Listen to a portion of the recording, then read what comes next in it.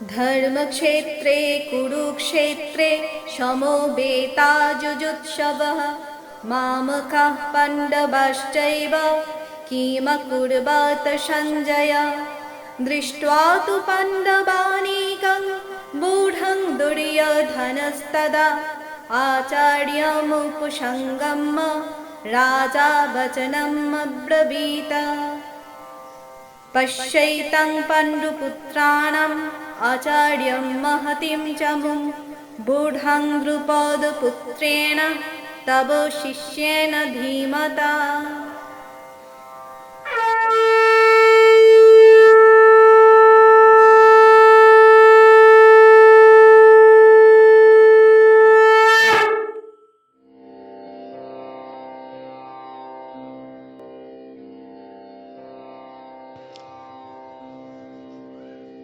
একটি প্রচলিত বাংলা কথা আছে, যাহা নেই ভারতে তাহা নেই ভারতে।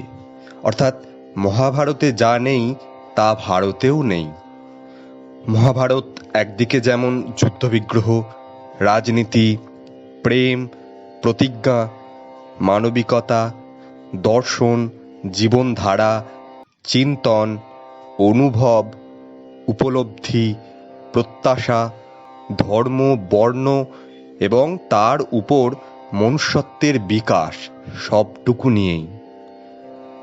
আমাদের আজকের উপস্থাপনা উপেক্ষিতার কথামালা। মহাভারতের যে নারীগণ প্রায় উপেক্ষিতা, যাদের কথা খুব বেশি আলোচনা করা হয় না, এমন কিছু নারীদের নিয়ে। প্রথমে মাদ্রী। আমরা জানি যে মহারাজ পাণ্ডুর দুই স্ত্রী, কুন্তী এবং মাদ্রী। মহারাজ পাণ্ডু তিনি ছিলেন যদিও রাজা, কিন্তু পাণ্ডুর রোগগ্রস্ত।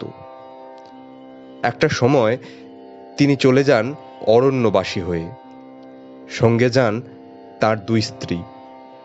এই অরণ্যবাসকালে তার মৃত্যু ঘটে এবং তদানীন্তন রীতি অনুযায়ী একজন সহধর্মিণীকে অনুমৃতা হতে হয়। কুন্তীকে বাঁচিয়ে রেখেছিলেন পাণ্ডবদের বাঁচাতে হবে বলে। মাদ্রী তার জীবন বিসর্জন দেয় স্বামীর চিতায়। তাঁর এই ত্যাগ পরবর্তীকালে এই পাণ্ডব বংশকে বীরত্বব্যঞ্জক এবং রাজ্যপাঠের যোগ্য দাবিদার হিসাবে গড়ে তোলার জন্য। কিন্তু মাদ্রীর এই দেহত্যাগ খুব কম মানুষই মনে রাখেন। এখানে দেহত্যাগের আগে মাদ্রী তার কথা শুনিয়ে যাচ্ছে, আমি এই জীবন দান করছি, কারণ যে কোনো একজনকে সরে যেতেই হতো।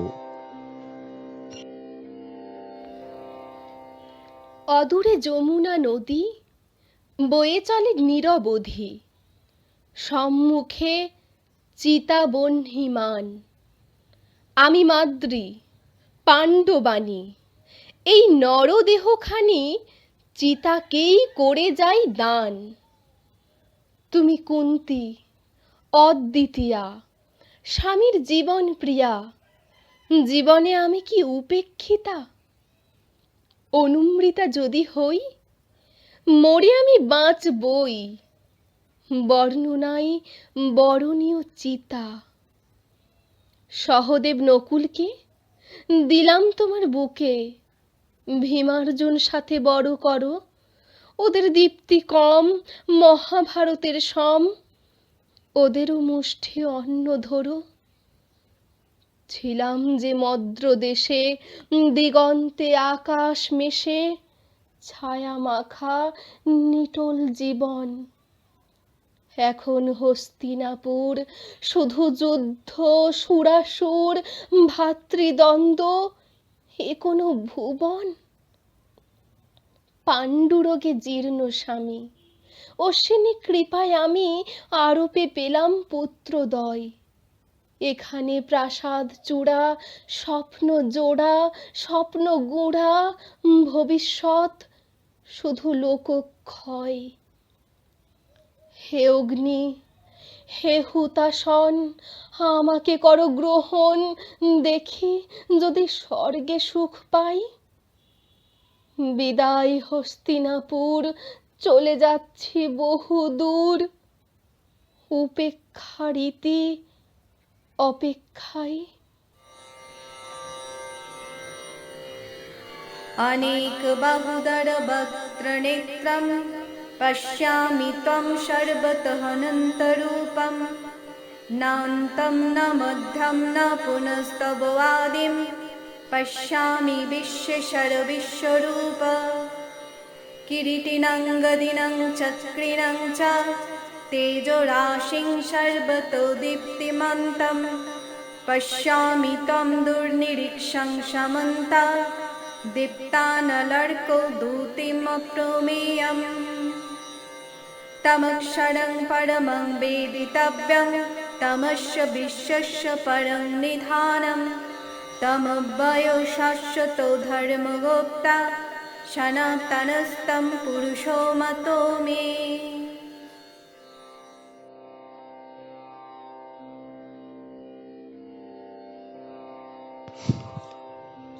এবার অম্বার কথা। রাজার 3 কন্যা অম্বা, অম্বিকা এবং অম্বালিকা। ভীষ্ম তাদের অপহরণ করে নিয়ে আসেন এবং প্রত্যেকেই তখন বীর্যশুল্ক হওয়ার কারণে জানতেন যে সকলেই ভীষ্মের সঙ্গে বিবাহিত হবেন।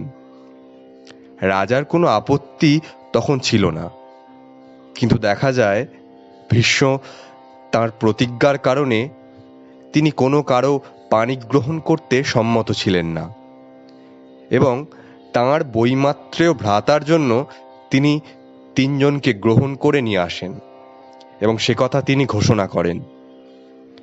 কাশীরাজের কাছে বাগদত্তা ছিলেন অম্বা। তিনি অত্যন্ত ক্রুদ্ধ হয়ে অভিশাপ দেন ভীষ্মকে। এখন পরবর্তীকালে তার জন্মলাভ হয় শিখণ্ডী বা শিখণ্ডিনী এই নামে। ভীষ্মের প্রতিজ্ঞা ছিল তিনি জীবনে কখনো নারী এবং নপুংসকের উদ্দেশ্যে বাণ বর্ষণ করবেন না। মহাভারতের যুদ্ধে ভীষ্মকে যখন বধ করা যায় না, কৃষ্ণ তখন অর্জুনের সামনে বসিয়ে রেখেছিলেন অম্বা তথা শিখণ্ডীকে, যে যুদ্ধে ভীষ্ম পরাজিত হন এবং সেই মৃত্যু পথযাত্রী ভীষ্মের সামনে দাঁড়িয়ে তখন অম্বা বলেছিলেন এই কথাগুলি। मामेह पार्थ व्यपसृतः इह पेषु पापयोनया स्त्रिय वैश्यस्तथा शूद्रा स्तेह पियन्ति परंगतिम। আমাকে চিনতে পারো দেবব্রত? আমি কিং পুরুষ, শিখণ্ডী আমার নাম, অর্ধ মানুষ। নপুংসক ভেবে বুঝি ছাড়লে ধনুর্বাণ? সত্যবাদী, চিরকুমার, নিষ্কলুষ, নিয়ত সম্মান। এবার তোমায় কে বাঁচাবে প্রবীণ পিতামহ? অর্জুন, বাণ বৃষ্টি করো হে দুঃসহ। তোমার পতন অনিবার্য, তবু দুচোখ বোঝার আগে ভালো করে দেখো, আমায় চেনা চেনা লাগে? আমি অম্বা, কাশীরাজের জ্যেষ্ঠা কন্যা, দীপ্ত অগ্নিশিখা। হরণ করলে 3 বোনকে, অম্বিকা, অম্বালিকা। প্রেম নয়, যক্ষা রোগগ্রস্ত ভাই বিচিত্র বীর্যের জন্যে। হরণ করলে একসাথে 3 কন্যে। কতবার যে বলেছিলাম নারীর আছে সত্তা, আমায় ছাড়ুন, আমি শালবরাজের বাগদত্তা। অপহরণ করে দয়া করে পাঠিয়ে দিলে শালবরাজের কাছে, অন্নপূর্বার কাছে। ভীষ্ম, অন্য গৃহ আছে, প্রত্যাখ্যাতা তোমায় বললাম, আমায় গ্রহণ করো। তোমার কাছে সত্য থেকে প্রতিজ্ঞাটাই বড়। হায় রে নারী, হায় রে সমাজ, খেলার ক্রিয়ানক, চারিদিকে পুরুষ প্রথা, তীব্র দাঁত ও নখ। তারপর তপস্যা, সিদ্ধি। দেবতা বলেন, কি চাও? আমি বললাম, প্রত্যাখ্যানের এই যন্ত্রণা ঘুচাও, ঘুচাও, ঘুচাও। দেবব্রত, না হয় আমি, একজন কেউ মরবে। দেবতা বলেন, তার যে ইচ্ছা মৃত্যু, কিভাবে তাকে ধরবে? নারী পুরুষ সবার অতীত তিনি যুগ ও সত্তা। সত্যবাদীর মনে ছিল না আমি যে বাগদত্তা? নারীও নয়, পুরুষও নয়, নপুংসকে বোধ। একটি শব্দ জ্বলুক বুকে, তীব্র প্রতিশোধ। আজকে তুমি সরসজ্জায়, আমি রথারূঢ়। ভুয়োদর্শী, জানো কারণ গূঢ়? শুধুই আমার নারীত্ব নয়, তুমি করেছ প্রেমের অসম্মান। সব জেনেছ, জানো না বীর ভালোবাসার প্রাণ? নির্বান্ধব কুরুক্ষেত্রে 18 দিন ধরে মরণ পানে এগিয়ে চলো, একটু একটু করে। কাঁদছি না তো, হাসছি। দেখো, দেখে তোমার মরণ। একটিবার, শুধু একটিবার স্পর্শ করি চরণ।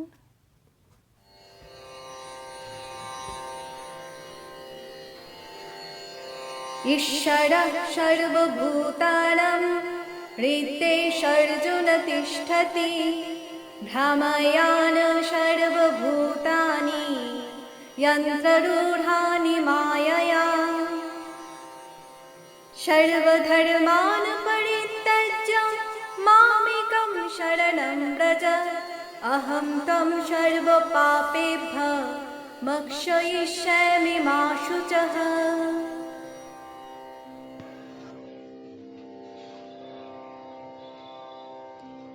উত্তরা বিরাট রাজের কন্যা।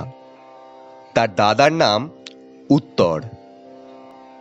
অর্জুনের বীরত্বের পরিচয় জানতে পেরে যখন তারা অজ্ঞাতবাসে ছিলেন, উত্তরার সঙ্গে অর্জুনের বিবাহ দেওয়ার মনস্থ করেন বিরাট রাজ। কিন্তু অর্জুন প্রত্যাখ্যান করেন এবং নিজের পুত্র অভিমন্যুর জন্য উত্তরাকে গ্রহণ করেন পুত্রবধূ হিসেবে। অভিমন্যুর অন্য আর এক পরিচয়, তিনি ছিলেন শ্রীকৃষ্ণের ভগিনী সুভদ্রার পুত্র। ফলে অর্জুনের দিক থেকে এবং শ্রীকৃষ্ণের দিক থেকে দুই বংশধরের জায়গাতে দাঁড়িয়ে উত্তরা। মাত্র 16 বর্ষীয় এক বালক তার মাতৃগর্ভে বসে জেনেছিল চক্রব্যূহে প্রবেশের পদ্ধতি, কিন্তু নির্গমনের পদ্ধতি তিনি জানতেন না। অভিমন্যুকে মেরে ফেলা হয়। অভিমন্যুর মৃত্যুর পর উত্তরা শ্রীকৃষ্ণকে, অর্থাৎ তাঁর মামা শ্বশুরকে প্রশ্ন করছেন, তুমি তো সবাইকে বাঁচিয়ে রাখতে পারো, তুমি তোমার নিজের ভগিনীয়কে বাঁচিয়ে রাখতে পারলে না? অন্তঃসত্ত্বা উত্তরা এই প্রশ্নগুলি করছেন। আমার না এই সব কিছু কেমন অর্থহীন মনে হয়। এই জোনাকির মতো ইচ্ছে আলো জ্বলছে, নিচ্ছে, কখনো বুদবুদের মতো গড়ছে, ভাঙছে। যে বুদবুদের গায়ে সূর্যের আলো পড়লে কত রং খেলা করে, আমার না কোনো রং নেই। এই যে দেখছেন সাদা থান, চারিদিকে সাদা অন্ধকার। আমি উত্তরা, বিরাট রাজকন্যা। বিরাট রাজ্য নয়, নিতান্ত ক্ষুদ্র। পিতা, আপনারা বনপর্বের শেষে অজ্ঞাতবাস পর্বে যখন এলেন আমাদের গৃহে, আপনি তখন বৃহন্নলা। তখন কি জানতাম আপনি বীরশ্রেষ্ঠ তৃতীয় পাণ্ডব? আজ যখন জানলাম, আমার পিতা আপনাকে প্রস্তাব দিলেন আমাকে বিবাহ করার জন্য। আপনি বয়সের কারণ দেখিয়ে আপনার পুত্রের সাথে আমার বিবাহ দিলেন। আমার সেই দিনই মনে হয়েছিল কোথায় যেন তার ছিঁড়ে গেল। আমার শ্বশ্রুমাতা আপনার স্ত্রী সুভদ্রা দেবী, তিনি শ্রীকৃষ্ণের ভগিনী। বিবাহের দিন তার মুখে দেখেছিলাম এক বিষণ্ণ তির্যক রেখা। আমার স্বামী মাতৃগর্ভে বসে মাতুলের মুখে শুনেছিলেন চক্রবুহে প্রবেশের বিজ্ঞান। বহির্গমনের অভিজ্ঞান তার শোনা হয়নি, কারণ দেবী সুভদ্রা ঘুমিয়ে পড়েছিলেন। অতটুকু বালকের বিবাহ হলো, আমি হলাম অন্তঃসত্ত্বা। আর সেই বালককে কোন অভিজ্ঞানে পাঠানো হলো চক্রবুহে? আপনারা জানতেন না? আপনি যিনি বিশ্বরূপ দর্শন করেছেন, সেই আপনি জানতেন না? আর যিনি আপনাকে বিশ্বরূপ দর্শন করিয়েছেন, যিনি এই বিশ্বকে সৃষ্টি করেন, সৃজন করেন, লালন করেন, তিনিও জানতেন না? এ চক্রবুহ নয়, এ বিতংশ। দুর্যোধন, কর্ণ, জয়দ্রথের মতো সপ্তরথীর মাঝে এক হরিণ শাবক। কি নির্মম হত্যা! নিষাদ যেমন হত্যা করে বরাহ শাবককে খুঁচিয়ে খুঁচিয়ে।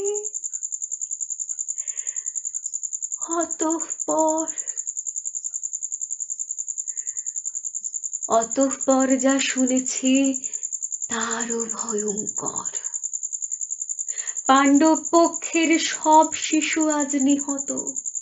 নিহত বপ্রবাহন, ঘটোৎকচ সহ দেবী দ্রৌপদীর 5 পুত্র।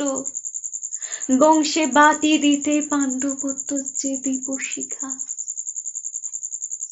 সে আমার গর্ভে। শ্রীকৃষ্ণের অভিলাষ, আমার গর্ভজাত সন্তান হস্তিনাপুরের ভবিষ্যৎ রাজা হবে। আমার হয়ে ভগবান শ্রীকৃষ্ণকে একটি প্রশ্ন করবেন পিতা? তিনি কি এই উপসংহার চেয়েছিলেন যে দেবী সুভদ্রার পৌত্র রাজা হবে? অর্থাৎ শেষাবধি যাদব কুলাধিপতি। এ এক আশ্চর্য রাজনীতি। যিনি পঞ্চ পাণ্ডবকে এতবার রক্ষা করলেন, অথচ রক্ষা করলেন না নিজ ভাগিনীকে। শুনেছি আমার গর্ভস্থ সন্তানের নামকরণও হয়ে গেছে, পরীক্ষিত। यमं पश्यति सर्वत्र सर्वं च मयि पश्यति तस्य अहं न प्रणश्यामि स च मे न प्रणश्यति। সুতপুত্র কর্ণের স্ত্রীর নাম পদ্মাবতী। দুর্যোধনের মৃত্যুর আগের দিন অর্থাৎ সপ্তদশ দিনে মৃত্যু ঘটে কর্ণের। কর্ণকে, সুতপুত্রকে অপমানিত হতে হয়েছে বারবার, কিন্তু দুর্যোধন তাকে মর্যাদা দিয়েছিলেন, তাকে অঙ্গরাজ্য দান করেছিলেন। কর্ণের মৃত্যুর পর তার পুত্র বিষকেতুকে পাণ্ডবেরা নিজের আত্মীয় বলে কাছে টেনে নিয়েছিলেন, কিন্তু সে ব্যাপারে কর্ণের স্ত্রী পদ্মাবতী কোনোভাবেই সম্মতি দান করতে পারেননি। এখানে পুত্র বিষকেতুকে বারবার বলছেন, তুমি পাণ্ডব পক্ষে যোগদান করো না, তারা ঘাতক। এখন যতই বলুক পঞ্চপাণ্ডব নয়, 6 জন আছেন তাদের মধ্যে, অর্থাৎ কর্ণকেও স্বীকার করছেন। কিন্তু এই স্বীকারোক্তির কোনো মানেই ছিল না পদ্মাবতীর কাছে। তাই পদ্মাবতী বারে বারে নিষেধ করেছেন তার পুত্রকে কোনোভাবেই যেন সে পাণ্ডব পক্ষে যোগদান না করে। 18 দিনের যুদ্ধ শেষ হলো। রক্তক্ষয়, বন্ধুক্ষয়, প্রিয় ক্ষয়। ক্ষয় মানেই তো জয়। এখন কুরুক্ষেত্র শুধু চিতাময়, যেদিকে তাকাও শুধু চিতাবহ্নিমান। বিপরীতে চেয়ে দেখো বিধবার ভিড়, আকাশে শকুন ওড়ে সব মাংসলোভী। যুদ্ধ শেষে পাণ্ডবের রাজ্য অভিষেক। বৃষকেতু, পিতার চিতায় তুমি স্বহস্তে আগুন দিলে, অনাদরে পুড়ে গেল বর্জ্য অঙ্গরাজ। তোমার পিতার মৃত্যুর পর পুরুষোত্তম শ্রীকৃষ্ণ বললেন, কর্ণ কানিন বটে, সুতপুত্র বটে, তবে ভদ্রজনের মতো তাকে পোড়ানো যায়। কি বিচার!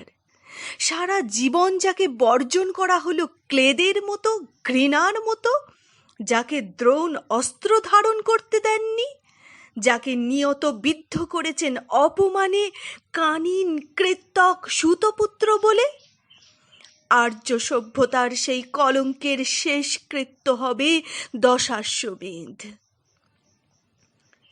বৃষকেতু, আজ পাণ্ডবগণ তোমাকে বুকে টেনে নিয়েছেন। আজ যুধিষ্ঠির তোমাকে ভ্রাতুষ্পুত্র বলে সম্বোধন করছেন। ভীম তোমাকে কাঁধে নিয়ে নৃত্য করছেন। অর্জুন নিজে তোমার হাতে পরিয়ে দিলেন মণিময় সুবর্ণ বলয়। কপালে তিলক দিতেই তোমার পরিচয় হয়ে গেল তুমি পাণ্ডুবংশীয়, অথচ ওই হাতকে নির্মমভাবে হত্যা করেছে তোমার অসহায় পিতাকে। দেবী কুন্তীর স্নেহাঞ্চলে আশ্রয় পেয়ে ভুলো না বৎস, জাত কুলের ঊর্ধ্বে যে মণি, তার নাম মনুষ্যত্ব। আমি পদ্মাবতী, আমার সামনে পাণ্ডবের ইন্দ্রপ্রস্থ, আমার পশ্চাতে অঙ্গরাজ্য, সামনে ভারতের গৌরব শশাগড়া ধরিত্রীর রাজাধিরাজ পাণ্ডব কুল, পশ্চাতে শূদ্র জাতীয় দরিদ্র সুত পরিবার।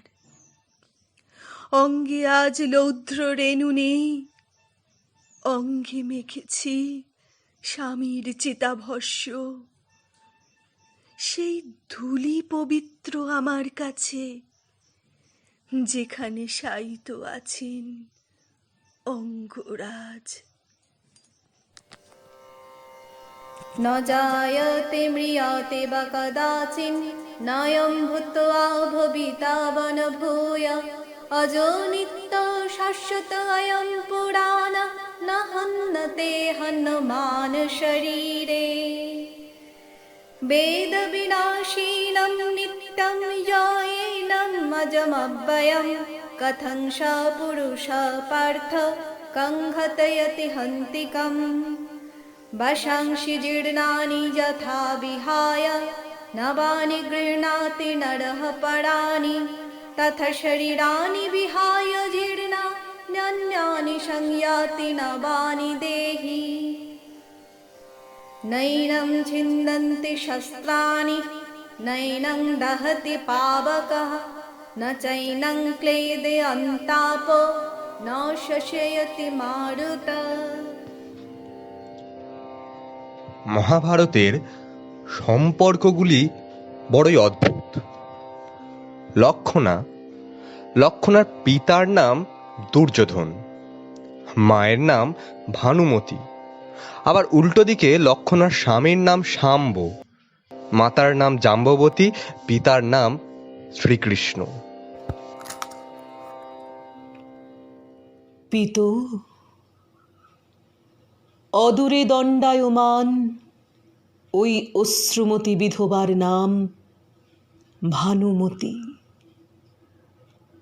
আমার মা। আপনাকে বন্দনা না করে আমার মা কোনো দিন জলগ্রহণ করেননি। আপনি পুরুষোত্তম, আপনি যুগাবতার। আপনার কৃপায় পঙ্গু গিরি লঙ্ঘন করে, মুখ বাংময় হয়। তাহলে কোন অপরাধে আমার জননীর বৈধব্যের জ্বালা? শুধুমাত্র দুর্যোধনের স্ত্রী বলে? আমার পিতা আপনার বৈবাহিক, আপনার নিকট আত্মীয়। আত্মজন বিনাশের দায় আপনি অস্বীকার করতে পারেন? অদূরে অধোবদন, লজ্জায় মাথা নিচু করে দাঁড়িয়ে আমার স্বামী, আপনার পুত্র। একবার তার দিকে চেয়ে দেখুন, দু চোখ ম্রিয়মান, বিষণ্ণ, হাতে পায়ে গলিত কুষ্ঠ। যে সুন্দরতম পুরুষটি আমায় অপহরণ করেছিলেন, তিনি আজ রোগ যন্ত্রণায় বিপন্ন। কোন অপরাধে পিত? আপনি তো বলেছেন, যজ্জাপি সর্বভূতানাং বীজং তদমহ অর্জুনা। সর্বজীবের বীজ আপনি। আপনি বিপন্নের বীজ নন। অভিমন্যু জননী সুভদ্রার বীজ আপনি নন। কিশোরী বিধবা অন্তঃসত্ত্বা উত্তরার বীজ আপনি নন। আত্মজন না সত্য, কোথায় দাঁড়িয়ে আপনি?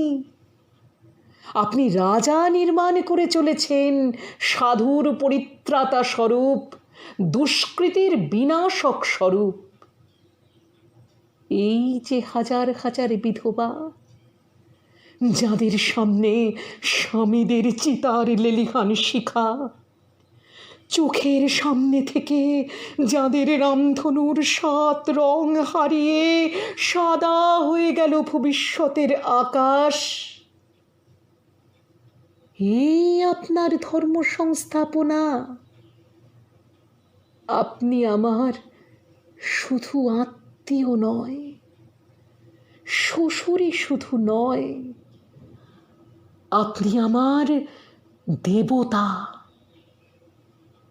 আপনি বলুন, কোনো দিন কি এই বিধবারা রং ফিরে পাবে?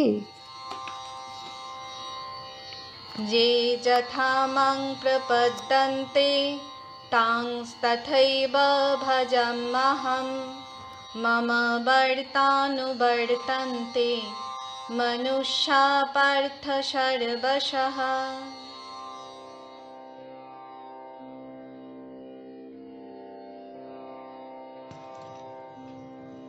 গান্ধারী মহাভারতের এক অসামান্য চরিত্র। যদিও মূল চরিত্রগুলির মধ্যে উপেক্ষিতা মোটেই নয়, তবু গান্ধারীকে আনা হয়েছে আর একটি কারণে। গান্ধারী নিজের জীবনের শোককে নিজেই বেছে নিয়েছেন, স্বামীর অন্ধত্বকে নিজের বলেই গ্রহণ করেছেন। মহাভারতের যুদ্ধে একটার পর একটা মৃত্যু যখন ঘটে যাচ্ছে, বিশেষ করে শেষ দিনে নিজের পুত্রের মৃত্যুর পর তিনি সরাসরি দোষী করছেন ধৃতরাষ্ট্রকে। তার বক্তব্য, ধৃতরাষ্ট্র যদি একটু কোনোদিন বুঝতে পারতেন, তাহলে হয়তো কোনোদিন মহাভারতের যুদ্ধটিই ঘটে উঠত না।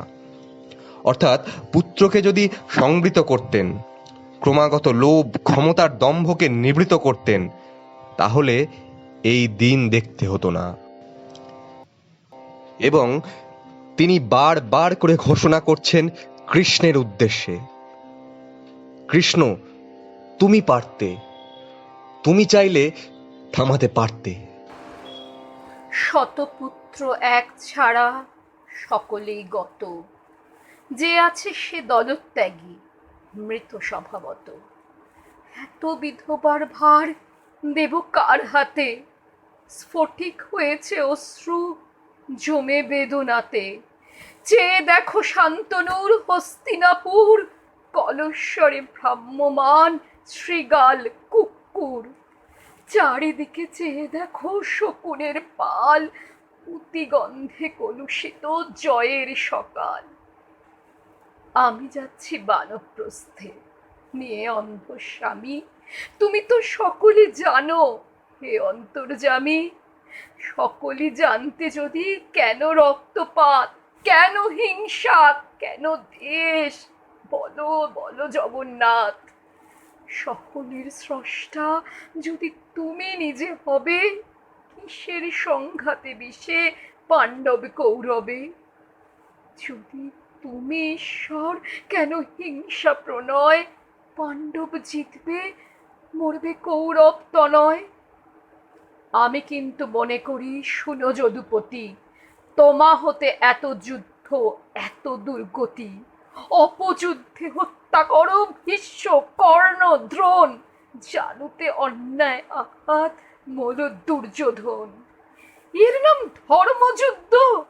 পুরুষোত্তম চমৎকার গীতবেত্তা, নমো নমো নমো। বিধবা হয়েছে আজ শতপুত্রবধূ, অন্ধস্বামী নিয়ে সধবা আমি একা শুধু। বিধবা কন্যা ওই ভগ্নী আত্মজন, এত অশ্রু কি করে করব গোপন? এত শত বিধবারা একা একা একা, আমার ললাটে শুধু সিন্দুরের রেখা। মহাভারতের মহাযুদ্ধের সারথি, তোমাকে অভিশাপ দিই আমি মন্দমতি। এত বিধবার দুঃখ বও চিরচিত্তে, একা থাকো একা বাঁচো মরো একাকিত্বে। দৈবিহেষা গুণময়ী মম মায়া দুরত্যয়া, মমেবোজো প্রপদ্যন্তে মায়ামেতং তরন্তি তে।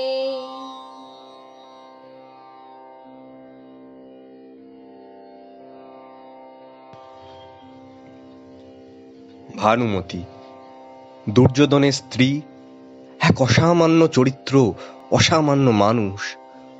অদ্ভুত এই সম্পর্কে টানাপোড়েন। বারবার ভানুমতি স্বামীকে নিবৃত্ত করতে চেয়েছেন যুদ্ধ থেকে, হিংসা থেকে, বিদ্বেষ থেকে, কিন্তু পারেননি। পারেননি দুটি কারণে: অত্যন্ত শাশুড়ির প্রশ্রয়, আর অন্যদিকে ধৃতরাষ্ট্রের প্রশ্রয়। ক্রমাগত দুর্যোধন খারাপ থেকে খারাপের দিকে এগিয়ে গেছে এবং মৃত্যু ঘনিয়ে এসেছে ক্রমাগত। অসম্ভব বেদনা নিয়ে দৈপায়ন হ্রদের তীরে দাঁড়িয়ে দুর্যোধনের জীবনাবসানের ঠিক আগের মুহূর্তে তখন তাঁর শ্বশুর শাশুড়িকে সরাসরি এই প্রশ্নগুলি করছেন ভানুমতি। হাত ধরে ধীরে ধীরে এগিয়ে নিয়ে যাচ্ছি আপনাদের। সাবধানে, সামনে গর্ত, একটু বাঁদিকে আসুন। না না, ওদিকে না। ইস, পায়ে কি লাগলো? ও কিছু না, অজ্ঞাত কোনো সৈনিকের মুন্ড পড়ে আছে। আমরা আমরা প্রায় এসে গেছি। ওই তো দৈপায়ন হ্রদ, পাশেই শায়িত আপনাদের জ্যেষ্ঠ পুত্র। না না, এখনো দেহে প্রাণ আছে। ভগ্ন জানু, শ্বাসরুদ্ধ, চলৎশক্তিহীন। সম্ভবত অল্পক্ষণ পরেই নির্গত হবে শ্বাস। লক্ষণা, লক্ষণা, পিতামহ পিতামহীকে হাত ধরে ধীরে ধীরে এগিয়ে নিয়ে যাও পিতার দেহের কাছে। চাইলে ওদের স্পর্শ করাও। এত বিচলিত হইও না লক্ষণা, অশ্রু দমন করো। মনে রেখো, তোমার পিতা অন্তিম শয্যায়, তোমার শ্বশুর এই ধর্মযুদ্ধের মহান সারথি। তোমার ধর্ম সংকট। দেখো, দেখো লক্ষণা, কি নিদারুণ দৃশ্য। তোমার পিতার মুমূর্ষ দেহ কোলে নিয়ে মাতা পিতার হাহাকার। হায় রে, সন্তানের মৃতদেহ ঘিরে কি আর্তনাদ। অদূরে যদুবীর বলরাম ফুঁসছেন হল ধারণ করে, বলছেন, এ কোন দৈরথ, এ কোন যুদ্ধ। জানুতে আঘাত, কোনো যুদ্ধ নয়। তোমার পিতামহ পিতামহী পাণ্ডবদের অভিশাপ দিচ্ছেন। তুমি তুমি নীরব থেকো লক্ষণা। মনে রেখো, তুমি কৌরব কন্যা, যদুকুল বধূ। মাতা গান্ধারী, পিতা ধৃতরাষ্ট্র, আপনারা বিরত হন। পর্বতের গাত্রে প্রতিঘাত পেয়ে যেমন বজ্র ফিরে আসে, আপনাদের অভিসম্পাত হয়তো ফিরে আসবে কুরুগৃহে। আজ আপনাদের হাহাকার কিন্তু আমাকে স্পর্শ করছে না, যেমন আপনাদের স্পর্শ করেনি দূত সভায় দ্রৌপদীর হাহাকার। বলেছিলাম, আপনাদের পুত্রের কৌরবদের ধ্বংসের সূত্রপাত হলো। আমার কথা আপনাদের তিক্ত মনে হয়েছিল। 5খানি গ্রাম চেয়েছিল, দেননি আপনারা। চেয়েছিল কালো মেঘ, পুড়িয়ে মারতে চেয়েছিল যত গৃহে পাণ্ডবদের, যারা আপনারই ভ্রাতুষ্পুত্র। নিজেরা রাজভোগ খেয়ে নির্বাসনে পাঠিয়েছিলেন। 2 কুলবধূর কষ্ট আপনাদের ব্যথিত করেনি। তিল তিল করে এই কুরুবংশকে নিয়ে গেছেন ধ্বংসের দিকে, একবারের জন্য নিবৃত করেননি। তাই আজ আজ এই দৈপায়ন হ্রদের তীরে অন্তিম বিনাশ। পিতা, আপনি মহান্ধ, তাই আমি বিধবা। ওই শত শত শ্বেত বস্ত্র পরিহিতা বিধবার হাহাকার, ওই সীমন্তহীনা রমণীদের নীরব বস্ত্রপাতের কাছে আপনাদের কান্নার ধ্বনি কোনো দিন পৌঁছবে না, কোনো দিন না।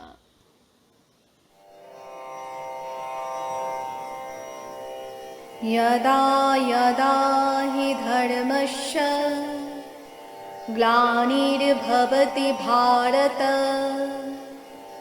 अभ्युत्थानम् अधर्मस्य तदात्मानं सृजाम्यहम्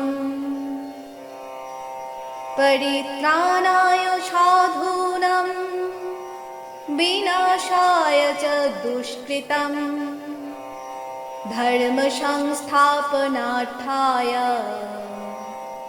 संभवामि युगे